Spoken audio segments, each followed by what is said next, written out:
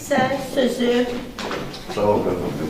Ramiz Göyüşov, şair qonağımız təşrif buyurubdur tədbirimizə, ona təqdim etmək istəyirik. Buyurun Ramiz müəllim.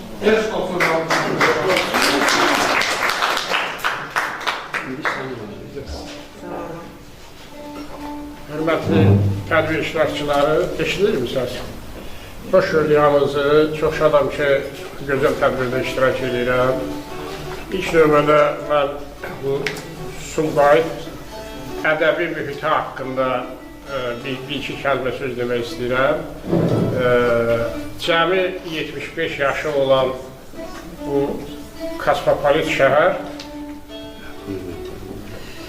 elə bir ədəbi mühit yaratdı ki, o Sovet quruluşu kimi deyilən bir beynəlmilçilik var idi, onlar əsər əlamət qalmadı və bugün Sumqayıtda olan ədəbi mühit, mən deyərəm ki, Respublikanın heç bir yerində yoxdur. Və burada bu mühitin yaradılmasında təbii ki, hər birinizin əməyi var və mən burada Əşrəf Müəllimini, Gülnarə xanımı, Ofelia xanımı, İbrahim İlyasının, Rafiq müəllimin adlarını çəkməyə bilmərəm, çünki onlar bu mühitin yaradılmasında müstəsna xidmətləri var.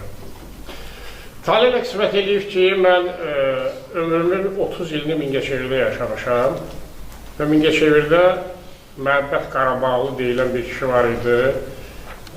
Mingəçevir İcra Hakimiyyətinin başçısı və ona qədər də təhsil şöbəsinin müdürü, Sovetin sədri və yaxın, məktəb direktoru.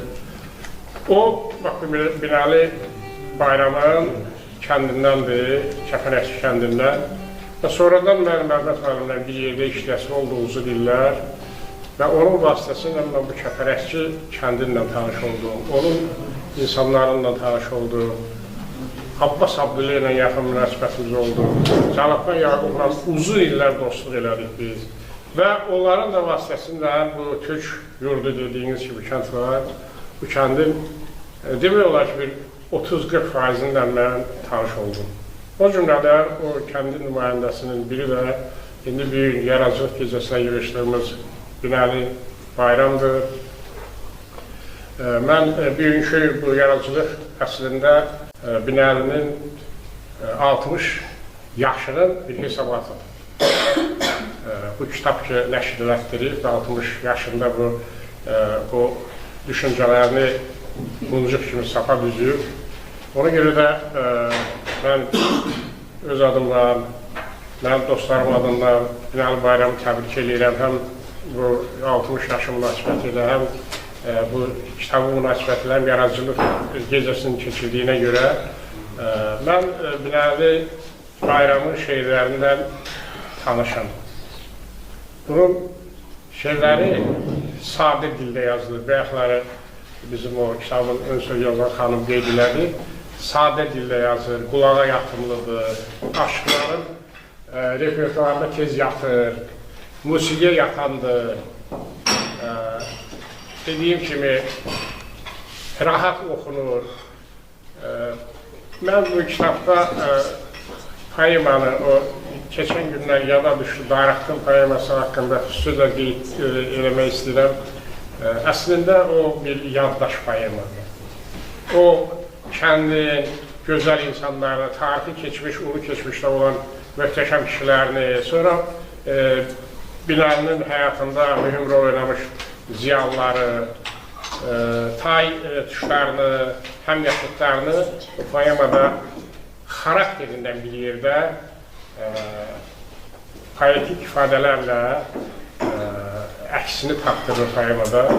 Ümumiyyətlə, qeyd edədiyim kimi, kitabda çox maraqlı məqamlar var, onun ithaf şeirləri çox maraqlıdır və eyni zamanda Binali Bayramın özünə ithaf olunan şeirlər, mən demək olar ki, həmçinin oxumuşam, çox maraqlıdır. Yəni, kitabın məziyyətləri haqqında çox danışmaq olar, həm də elə Binalinin özü də bir şair olaraq, həm də bir türk oğlu olaraq çox istiqamlı adamdır, əmmi, ünsiyyət qurandır. Yəni, bu şeylərin bəzilərində deyir, yəni, bir nəfər tapmasan ki, Binalinin sözündən incimiş olar.